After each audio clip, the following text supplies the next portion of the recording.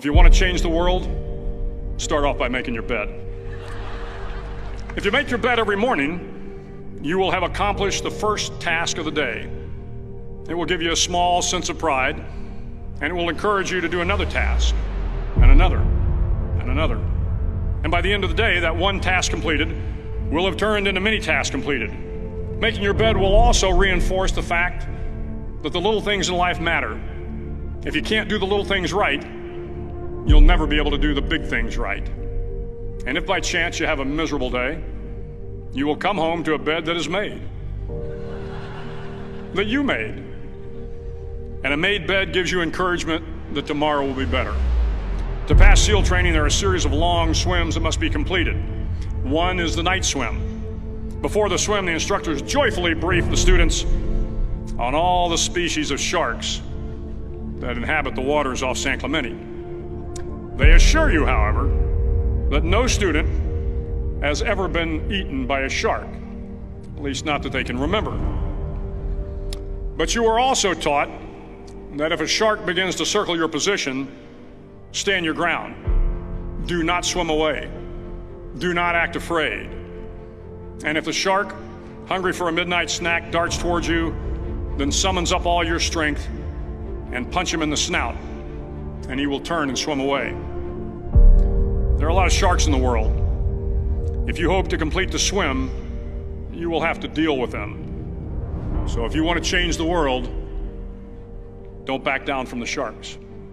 Over a few weeks of difficult training, my SEAL class, which started with 150 men, was down to just 42. There were now 6 boat crews of 7 men each. I was in the boat with the tall guys, but the best boat crew we had was made up of the little guys, the Munchkin crew, we called them. No one was over 5'5". The Munchkin boat crew had 1 American Indian, 1 African American, 1 Polish American, 1 Greek American, 1 Italian American, and 2 tough kids from the Midwest. They out-paddled, outran, and outswam all the other boat crews.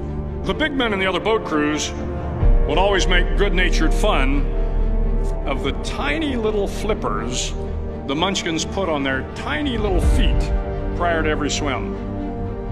But somehow these little guys from every corner of the nation and the world always had the last laugh, swimming faster than everyone and reaching the shore long before the rest of us. SEAL training was a great equalizer. Nothing mattered but your will to succeed, not your color, not your ethnic background, not your education, not your social status. If you want to change the world, measure a person by the size of their heart, not by the size of their flippers.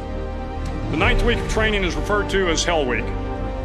It is 6 days of no sleep, constant physical and mental harassment, and 1 special day at the Mud Flats. The Mud Flats are an area between San Diego and Tijuana where the water runs off and creates the Tijuana Sloughs, a swampy patch of terrain where the mud will engulf you. It is on Wednesday of Hell Week that you paddle down to the Mud Flats and spend the next 15 hours trying to survive this freezing cold, the howling wind, and the incessant pressure to quit from the instructors. As the sun began to set that Wednesday evening, my training class, having committed some egregious infraction to rules, was ordered into the mud. The mud consumed each man till there was nothing visible but our heads. The instructors told us we could leave the mud if only 5 men would quit. Only 5 men, just 5 men, and we could get out of the oppressive cold. Looking around the mud flat, it was apparent that some students were about to give up. It was still over 8 hours till the sun came up. 8 more hours of bone-chilling cold. The chattering teeth and the shivering moans of the trainees were so loud, it was hard to hear anything. And then one voice began to echo through the night. One voice raised in song.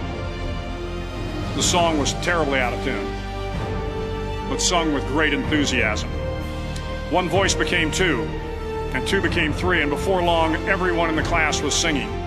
The instructors threatened us with more time in the mud if we kept up the singing, but the singing persisted, and somehow the mud seemed a little warmer, and the wind a little tamer, and the dawn not so far away. If I have learned anything in my time traveling the world, it is the power of hope. The power of one person, a Washington, a Lincoln, King, Mandela, and even a young girl from Pakistan, Malala. One person can change the world by giving people hope. So if you want to change the world, start each day with a task completed. Find someone to help you through life. Respect everyone. Know that life is not fair and that you will fail often. But if you take some risks, step up when the times are the toughest, face down the bullies, lift up the downtrodden, and never ever give up. If you do these things, the next generation and the generations that follow will live in a world far better than the one we have today. And what started here will indeed have changed the world for the better.